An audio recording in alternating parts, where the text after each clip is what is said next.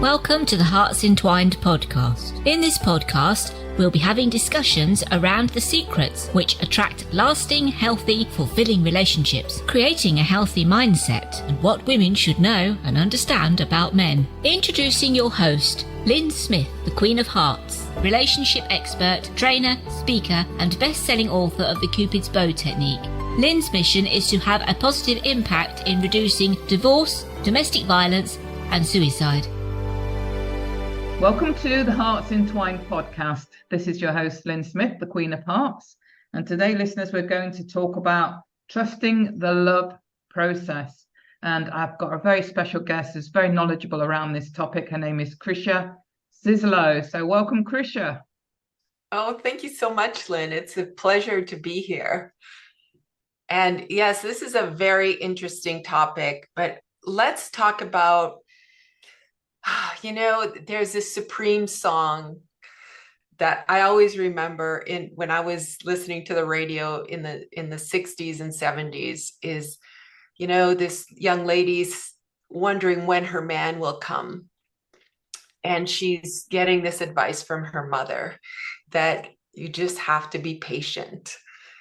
So I don't believe in just being patient because I want to be proactive in finding my partner. What do you think, Lyn? Yeah, but the thing is, there's this sort of, I suppose, what we call forced action, which means you're putting pressure on yourself and pressure on, for want of a better word, the universe to present something to you, or there is inspired action. There's a difference between the two, isn't there? Oh, I love that. Inspired action. But inspiration comes, how does inspiration come? Comes in believing in our worthiness. It comes in knowing that we are doing our part, taking that one step forward so that the universe can bring that person and we meet in the middle. So it's an active way of inspired action. So there's an action there. It gives you a sense of control, doesn't it, when we say inspired action? It does, but I suppose we have to sort of learn the difference between what is inspired action and what is forced action. And for me, I feel forced action is when we put pressure on ourselves, we get too much in our heads, and we feel like we ought to be further on the road than what we are. So we feel like we ought to be doing rather than, listening to our body, being intuitive and just being. That's true. I know from my own experience, I am partnered now with a wonderful man that I met just because the universe put us there. And I could tell you that story. It is incredible, but I'm going to start first with my challenge of having 100 first dates during the pandemic. 4 years I was single. Okay. And it all started just before the pandemic. I had 170 telephone dates trying to sort who is going to be a good match for me. And out of that 170, I had 100 first dates, out of which I had 4 short-term boyfriends as I tried them on to see if they were life partners. But honestly, I got so burnt out, so frustrated with the system of creating multiple dates and trying to meet as many people as possible. I wanted to give up so many times. And I could tell you the easiest thing happened because the stars aligned, the universe aligned. I grew into the person that could receive. Is that a friend of mine called me right after the pandemic. He lives in California, and he says, "Hey, I'm coming to a retreat in Canada. That's where I live. I want to see you. Haven't seen you in ages. I'm paying for you to come to that retreat." Wow. I show up at the retreat, and guess what? My current partner also showed up at the last minute. He gave himself a gift for his birthday to be at that retreat. And we met, and that was it. It was destiny. So what I'm saying is that we never know when the stars were aligned, but I was ready. I knew what I was looking for. I had my core values of what I was seeking in a partner that would make me super happy. And then the cherry on top, what those core values or characteristics or character traits that I needed to thrive in partnership. And guess what? He has those as well. And would you say, I mean, this is a topic all of its own, talking about physical traits that are our preferences, but would you say he has those physical traits that you would prefer in a guy, or doesn't, and you were surprised? He actually, that's a good question. See, I realized that the physical traits are not the most important. I thought that I needed a man who was taller than me. I'm a tall woman. Yes, I me can too. tell you, my guy is my exact same height. So I thought in my head, I needed to look up to a guy who was, a minimum 5'10". My guy is 5'7". And he's perfectly, because we see eye to eye, which is completely incredible. That means our body parts fit. When we hug, I don't crane my neck, or I don't have to squat, or he doesn't have to go down on his knees to try to hug me, or step on a step. When I dated a guy who was 6'4", it was way too big. So honestly, physical stuff isn't that important when I put the core values of, do I feel cherished? Does he listen well? Can we have difficult conversations and still survive with ease and find win-wins? Is there's financial house in order? Because I'm moving towards retirement. And how do I want to thrive in my lifestyle? And he too is on the same journey. We have common, our assets are similar. So I've also dated people who financially were not at my level. Not that I'm a millionaire, but I know I'm set to retire, but I can't carry another person into retirement if they're not working actively. So as a woman too, there's some imbalance. Men typically make more. But I know for me that gives me a sense of a lifestyle that I can grow into with a person. So honestly, every human being has their own character traits that are important in their head, their heart, and I call their heat or their hoo-ha. That we have 5 most important things that we need, and we need to know what they are before we go shopping. Absolutely. Lyn, have you ever gone grocery shopping when you're hungry? I try not to, because I've learned that lesson. Right. But it's like dating when you go grocery shopping and you're starving for attention. You pick up the shiny objects. You go to the chip aisle or the candy aisle and you're picking all the sweet stuff. But what that is just the superficial. It might be, oh, they're giving me attention. Oh, I might have sex tonight. But then we get attached. If you're a woman, I don't know about you, but if I get physical with somebody, we have these attachment hormones. and it makes us stick to people who may not be healthy for a long-term partnership. And then all of a sudden we find ourselves married to these people. And ouch, there's an expensive divorce and moving and children involved. It gets very messy. So I really think it's super important to know what you're looking for before you go shopping or before you go dating. Make that list, but really do the inner work so that when you see it, it's healthy for you and you will thrive. Absolutely, 100% agree. And I agree, that things like height don't need to be important. But I mean, as regards any other physical traits, did you get what you are normally attracted to, or do you sort of have certain things about guys that you find attractive, and did he exude that? Well, the most important thing is health. So are they within their body mass index? So that's my guide. I'm not saying you have to be a certain height or a certain weight, but are you physically healthy? If I find my guy and I want to live as long as possible in bliss and ecstasy with this person and grow a life together and journey into retirement, I want that to last as long as possible. So I'm looking for emotional health, physical health, and that looks like eating healthy, active, BMI be within your body mass index, so that when I find my guy, we'll know it's going to last, because it's our responsibility. Have you ever heard of Alison Armstrong? Yes. Yeah. Alison Armstrong talks about the masculine and feminine, but mostly she studied men. And when she is partnered with her husband, she says, you just let them do their thing until it's a deal breaker. And in partnership, one of the biggest deal breakers is if you see your partner in an active addiction. Then you have every right to say something. Or if their BMI is going over, or they're getting unhealthy because they're eating chips every night and gaining weight, it's not supporting the relationship, right?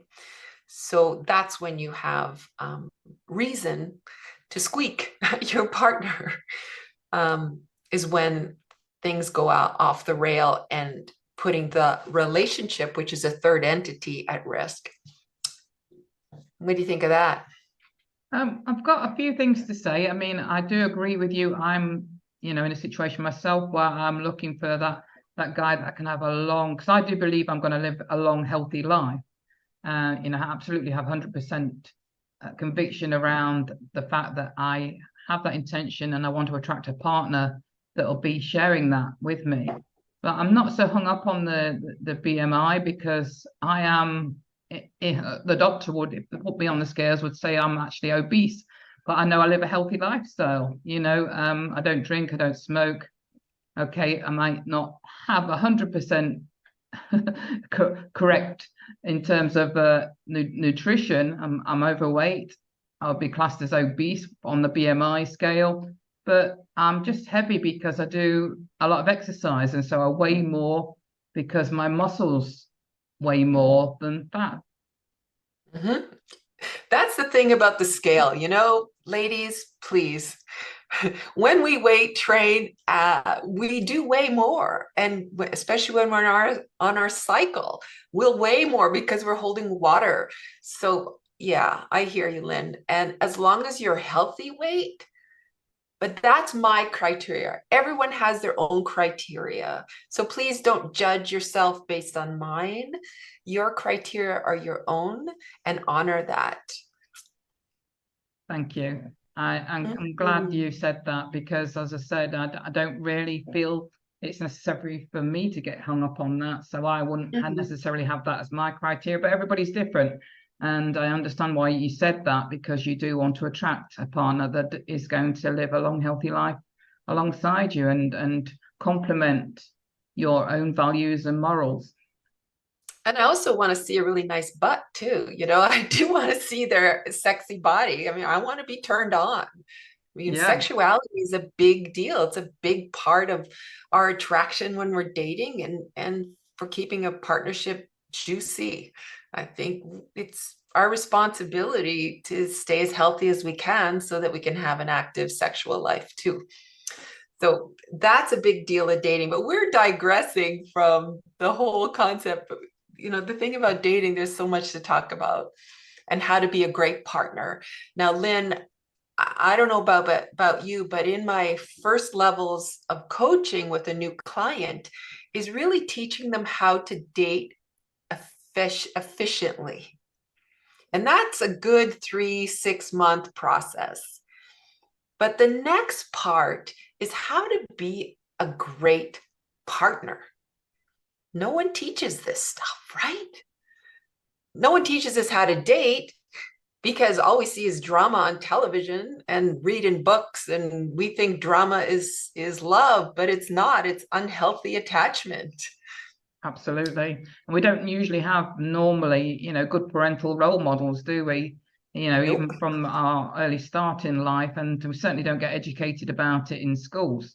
So, I do think there is a place for it, definitely within the school curriculum, how to teach people these sorts of life skills, including, relationship skills. I agree with you. I wish there was, because our world would be so much better. Imagine if couples raised children in a healthy, loving household, those children would learn how to be great partners themselves. And this would ricochet throughout the planet. And imagine there won't be kids who who are raised without a healthy male in their life or a healthy woman in their life. It really does affect the planet. So we're starting something really important by teaching them how to love and be loved, which is your birthright. I want to say it again. Everyone listening, it's your birthright to love and be loved. And this is straight from Osho. If anybody's heard from Osho, he's a spiritual master who's now deceased, but he talked a lot about sex and love. And he believed that. And I believe in that too. So please don't negate love in your life. Some of my clients, they're so afraid of dating because they had their heart broken. They built these shields around their heart. And it's hard to take those bricks away one by one and trusting that their heart can love again. Yeah, absolutely on board with everything you just said. They, I can remember going through that phase of having my heart very much protected by my own suit of armor. And I've been lucky enough to have two great long-term relationships. I was with my ex-husband for 23 years, and that was a great relationship. And I was with my ex-boyfriend for just over 10 years, and that was a great relationship. But they just ran their natural course. And I think it's important for people to realize today that marriage or relationships don't necessarily have to be for life, and it's okay, if they run their course. And we do have to risk, being heartbroken, and understand that is a natural part of the process, but it doesn't mean you can't love again and have a great relationship going forward. I love that you said that, because in the old days, we qualified a good marriage as one that went into old age and they lived together for their whole life. They met in high school, for example, and they lived till 90 or more. But really, I like to use the yardstick is not the duration, but the quality. So you said you had 2 long-term relationships that were of quality that ran its course. So I love that you said that, because we often feel like failures. Oh, I got divorced. No one wants to date me. I'm broken. I'm damaged goods. There's no such thing. You learned from experience. You grew. You have new values that are important to you. And you deserve to love and be loved again. Yeah, and it doesn't matter whether you've been in bad relationships or not previously. I mean, prior to meeting my ex-husband, I was in, a few very toxic relationships that I self-sabotaged, within that myself, as well as them being, having traits that were not pleasant to be around, and even good relationships, which I still managed to self-sabotage because of the place and looking back, the trauma that I've been through. So, forgive yourself if you have attracted those in the past. As part of your healing journey, you'll attract better going forward. Oh, I love the forgiveness piece. Lyn, when people on board with me, we need to always look at our past and look at what our patterns were. If there was a pattern, oh, I dated the same kind of person for three partners in a row. So for me, I'll give you an example.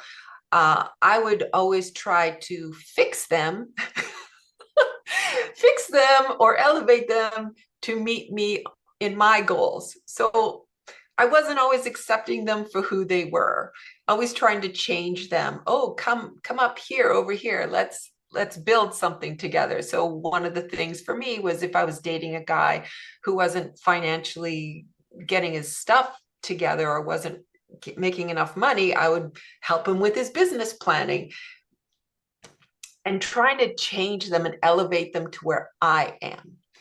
And of course, that backfires. So that's a pattern. So we look at our patterns, and then we need to forgive ourselves, forgive them, look at the good stuff that we learned, take that with us, right? And the stuff we also need to learn is to look at what our patterns were and how to turn them around and recognize them so that we don't repeat them. So there is a process of healing, you know, in that journey of looking at our past. And that's something I do with my clients as well. Do you do any of that, like healing, looking at the past? I mean, literally, you know, the first part of any sort of client coach relationship for me is around looking at what is their history and what needs to be healed before we actually think anything along the lines of dating going forward. Right. So let's take it back to the woman who is dating, getting frustrated. She's not getting the results. She's going on lots of dates, but the men are seeing her maybe more as a plaything and not taking her seriously as a life partner. And she's frustrated as hell. How can we raise her and understand her values so that she doesn't do what I did also? What I did was, oh, I'm getting this attention from this lovely guy. Oh, I'm just gonna pass on that red flag that just went by. I'm gonna not look at that yellow flag. Oh, I'm just gonna love this attention. And I realized that it wasn't meant to be. This was not a partner for long term. They were not seeing me in the light of a life partner material. But I'm not seeing the red flags because I've been so lonely. I'm needing that attention. I'm working so freaking hard to get quality dates. And finally, there's somebody who wants to date me for a third time. I'm going to go anyway, even though I see all the red flags. How can we support this woman to really see her value and know that the right person is just around the corner? I feel that, you know, discussing boundaries, it sounds like, you know, in that situation, you know, it's knowing your value, knowing your worth, and knowing what you will and won't accept, and learning to trust that intuition, and learning to trust that, you know, if there is red and amber flags being shown, then that is your gut intuition letting you know that something's not right in this relationship. And it's also telling you that something needs to be healed within you, because if you're accepting those unacceptable behaviors, in other words, ignoring those red flags, then there's something within you that needs to be healed. Yeah. Right. So this woman is still feeling frustrated, and this is happening. She is accepting this. She wants dates. She keeps trying, devaluing herself in a way just to have that attention, and knowing that her worth, she needs to remember her worth, and knowing that time will bring that person and believing it. But we have to be ready, right? We have to be ready when that moment comes, when that person shows up in the line at the grocery store, when you say, hey, tell me about that product you just bought. That looks delicious. Ooh, where did you find those yummy cantaloupes? Oh, wow. Like, chat that person up. I don't know if that ever happened to you, Lyn, but I got dates out of just chatting people up in the grocery store. And a gentleman would escort me to the car so I could load up my car with my groceries, and he would ask for my number. So you never know where you're going to meet them. So please be open, say hello to people, smile, be your vibrant self, and trust the universe is going to bring your person. Yeah, and it doesn't necessarily, you know, to get attention, you can get attention from other people in your life. I mean, I get a lot of attention from other guys that aren't you know, available, let's say, but not romantically. They're not interested in me romantically necessarily, but they do help me out, you know. So it's all about the energy we're exuding. So if you're actually putting out those positive vibes, you will get, I believe in karma, you will get back that positivity. And I get a lot of help, you know. I get a lot of neighbors that'll help me out if they see me struggling with stuff. I get a lot of friends, male friends, that'll help me if I need some male advice. So, you know, sometimes we can just have male friends that we know that are just be friends, and also female friends that can support us while we're in that process of trusting that the love will come eventually, and knowing that sometimes separation is preparation, isn't it? Oh, I love that. Separation is preparation.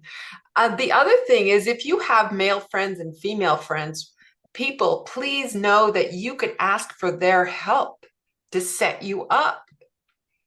And that means, hey, do you have any single friends that you know who might be a good match for me? And I'm looking for someone who's XYZ, who's, you know, got their, whatever your values are. It's a process to go through. Do you know of anybody? And they may, oh yeah, I know Joe from the office. Oh man, he's been divorced for a couple of years. Great guy. Oh, you got to meet him, because you could ask for help, even your single girlfriends. And even, listen, folks, if you're dating someone who's a really good guy and you just don't have the chemistry, they might be a great partner for your friend. So please share, help each other out. You're in the singles pool. What else you can do? I'm just trying to think of other ideas, is host a party with all the single people you've dated in the past. You still have their phone numbers. Give them a ring and call up your girlfriends, have a party. And guess what? They might make new friends. They might start dating. And wouldn't you be the best host in the world? Summertime. These are things you could do. You don't even have to do it at your house. You could do it at a bar. Just say, hey, all my single folks, I'm bringing them all together. You're all great men. You're all great women. Let's all join together. Let's have a great night. So you can kind of help the universe. And when you help, it's good karma. You're helping them find love. And in return, who knows? Good stuff's going to come to you. So give what you want. Give the love that you want, and it will come back. 100% agree with that. Well, Krysia, tell us, what is your best contact information for our audience, anybody that would like to connect with you? Oh, Lyn, this has been so lovely. Please go to my website. It's called dateyourdestiny.ca.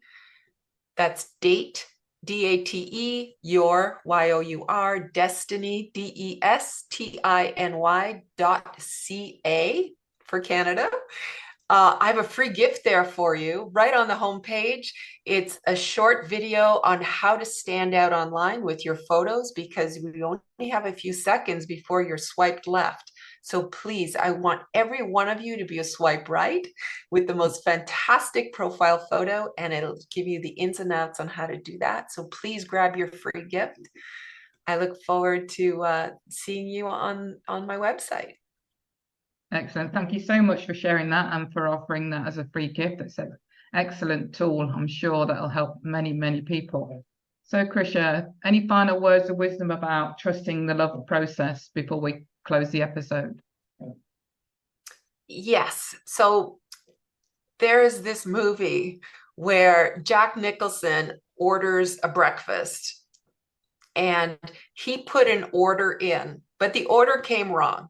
I maybe have this story wrong, but think of the universe as the kitchen. So you've got your list of what's important from your head, your heart, and your heat, what your turn on is, and you put it out to the universe, and what's coming is just needs to be tweaked a little bit.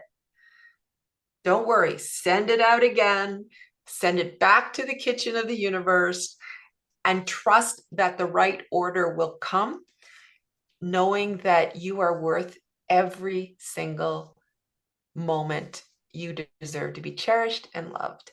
So keep tweaking your order, really know what you need, and hold that very high in your heart, and trust that the right person will come. And finally, you don't need to be standing over the chef while he's ordering and cooking your stuff. You trust that it's going to come. Yeah, don't micromanage. Don't micromanage, because they'll come in a different package than you ever thought. Yeah, you don't need to micromanage the chef. in that metaphor. Trust that it will come. You don't need to be hovering and micromanaging the situation.